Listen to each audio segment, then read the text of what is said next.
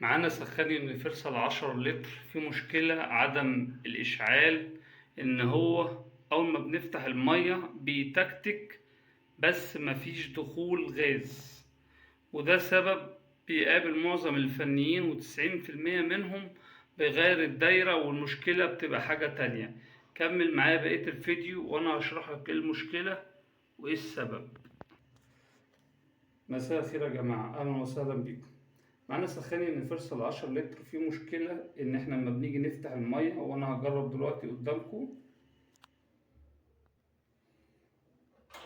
كده. فاتحين المية، السويتش بيفتح معانا زي ما انتوا واخدين بالكم، بس ما بيفتحش معانا غاز وما بيشتغلش.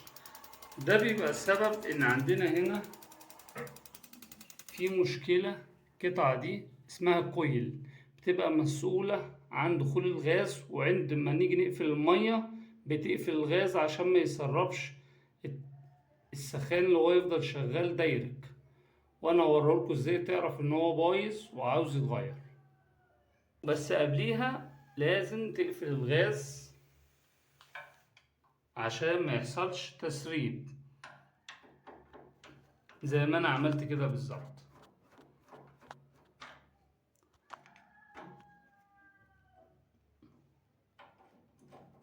وبعديها هنخلعه ونجربه قدامكم.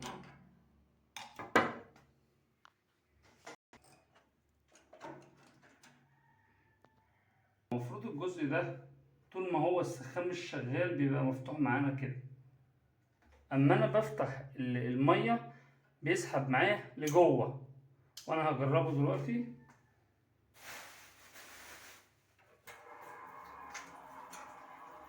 كده ده معانا التكتكة.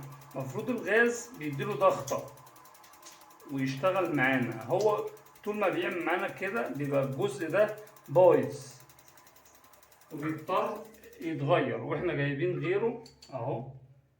لازم اجيب نفس النوع، ما ينفعش اجيب نوع تاني. السخان اليونيفرسال بيبقى معروف ان بيبقى طالع منه 3 سلوك بنفس اللون والكليبس ده. هشيل القديم بطريقة سهلة وهنركب ايه الجديد، وهأكد لك ازاي تعرف برضك ان احنا بنغير الحاجة اللي هي محتاجة تتغير والبايظة اهو. قفل معانا اهو زي ما انا قلت، كده هيعدي معانا غاز، وما نيجي نقفل المية هيرد تاني. نجرب تاني.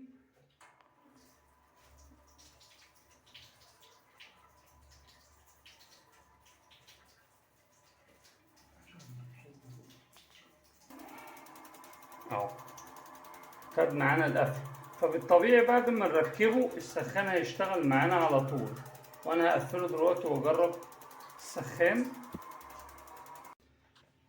المفروض بيبقى عندنا هنا الجوان ده اللي هو الاسود ده مهم جدا.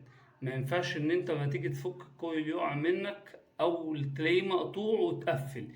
لازم يكون زي ما هو راكب كده وما يكونش فيه قطع، عشان هو ده اللي بيحتبس خروج الغاز. ضروري جدا ان هو يبقى موجود وانت بتقفل الكويل.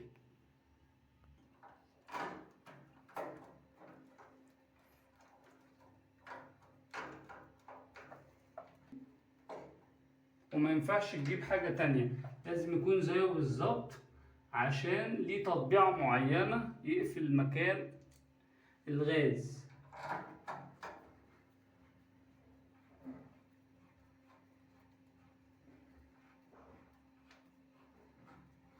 احنا كده ربطنا تمام، وبعد كده هنفتح الغاز حاجة بسيطة ونفتح المية.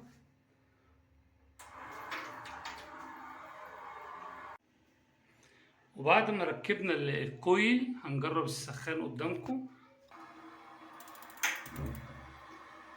هو كده السخان شغال معانا تمام. لو عجبك الفيديو دوس لايك واشترك في القناة لكي يوصلك كل جديد، ولو حصل معاك نفس العطل اكتب لي في التعليق.